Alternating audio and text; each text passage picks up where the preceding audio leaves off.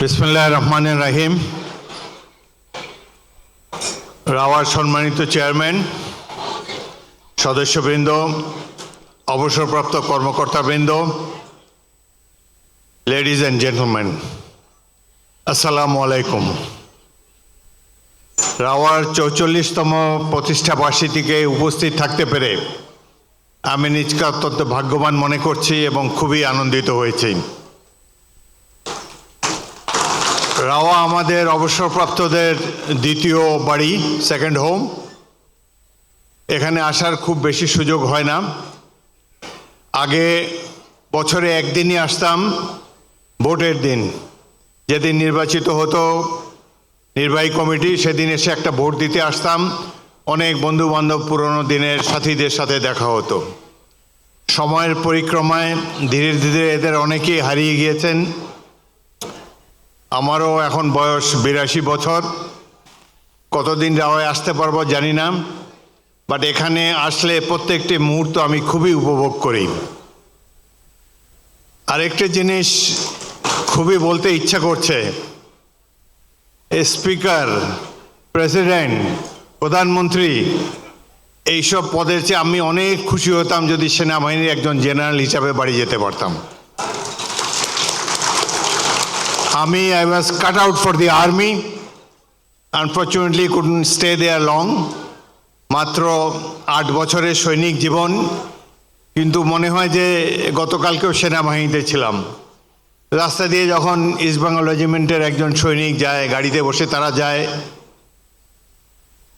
নিষ্পলক দৃষ্টিতে তাদের দিকে তাকিয়ে থাকি। ৫০-৬০ বছর পিছনে ফিরে যাই। তরুণ ছিলাম, সেনাবাহিনী ছিল জীবন।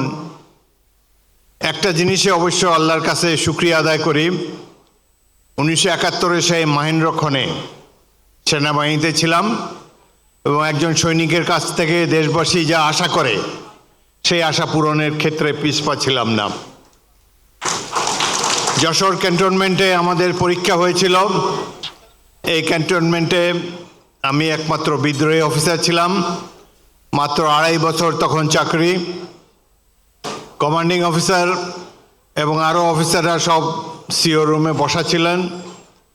সৈনিকেরা যখন আমার কাছে এসে আহ্বান জানায়, আমি ২ মিনিট চিন্তা করেছি যে এখানে অফিসারদের সাথে বসে থাকব, কমান্ডিং অফিসারের পাশে দাঁড়িয়ে থাকব, নাকি যুদ্ধরত সৈনিকদের সাথে থাকব।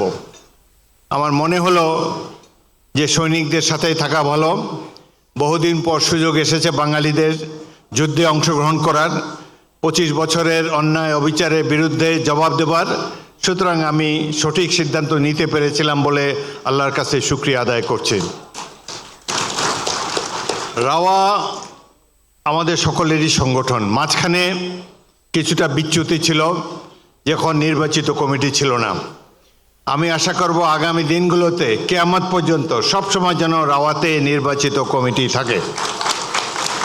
আপনাদের ভালো মন্দ আপনারাই ঠিক করবেন, উপর থেকে চাপিয়ে দেওয়ার কোনো কিছু নেই। কর্নেল আব্দুল হক আমার অত্যন্ত স্নেহভাজন, বহুবার তার সাথে দেখা হয়েছে। বাড়ি ঘর, এই অনুষ্ঠান, টেলিভিশন শো, সর্বক্ষেত্রে তিনি বিরাজমান। কর্নেল মেজর সিনহার কথা তিনি বলেছেন। একটি জিনিস আমার খুব খারাপ লেগেছিল, সিনহা হত্যার পরপরেই রাওয়ার চেয়ারম্যান এবং এক্সিকিউটিভ কমিটি সেই খুনি পুলিশ বাহিনীকে এখানে দাওয়াত করে তাদেরকে মধ্যাহ্নভোজে আপ্যায়িত করেছিল। এটি আমার কাছে খুবই খারাপ লেগেছে। আমাদের একজন ব্রাদার অফিসার আরেকজন অবসরপ্রাপ্ত কর্মকর্তাকে গলায় পা দিয়ে হত্যা করা হয়েছে। যারা হত্যা করেছে তাদেরকে এখানে মধ্যাহ্নভোজে আপ্যায়িত করাটা অত্যন্ত লজ্জাস্কর একটি বিষয় ছিল। হ্যাঁ, আলাপ আলোচনা হতে পারে, কৌশল ম্যানুভারিং হতে পারে, এক কাপ চা খাওয়ালে হয়তো চলতো, একটা শুকনা বিস্কুট দিয়ে। কিন্তু এই যে নমনীয় হয়েছে সেনাবাহিনী, যে কারণে এখন পর্যন্ত প্রদীপ জীবিত আছে। যদি সে সময় সামরিক বাহিনী এবং রাওয়ার সদস্যরা টাফ থাকতো, শক্ত থাকতো, অনমনীয় থাকতো, তাহলে এতদিনে প্রদীপ জ্বলে যেত।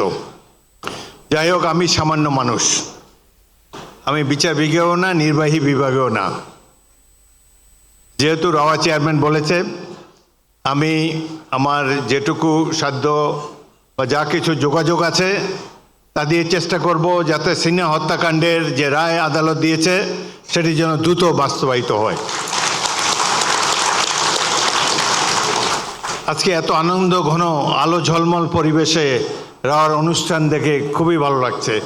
আমি খুবই আনন্দিত। আপনারাও কি আনন্দিত? যারা যারা আনন্দিত আপনারা হ্যাঁ বলুন, যারা দুঃখিত তারা না বলুন। আমার মনে হয় হ্যাঁ জয়যুক্ত হয়েছে, হ্যাঁ জয়যুক্ত হয়েছে। আপনাদের সবাইকে অসংখ্য ধন্যবাদ। স্যার থাকতে হবে একাধিক একটু।